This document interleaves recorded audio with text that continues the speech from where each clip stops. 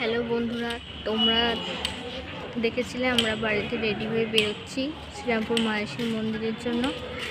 এখন আমরা শ্রীরামপুর মায়েশ্বরী মন্দিরে চলে এসেছি। এই যে আমার মা বসে আছে, ওখানে আমার বাবা কাকা বসে আছে, আরও একটা কাকা আছে, জামাইবাবু আছে, তারা বাইরের দিকে আছে।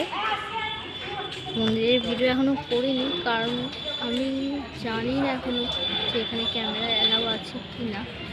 যদি ক্যামেরা অ্যালাউ থাকে, এখানে যেহেতু আমার মাসিরা আসে, মাসিদের গুরুদেব আছে, তো মাসিদের জিজ্ঞাসা করে মন্দিরের বাকি ভিডিও করতে পারবো। তো তোমরা দেখতে থাকো, আশা করছি তোমাদের এই কন্টেন্টটা ভালো লাগবে। আমরা পরে আসছি ফিরে।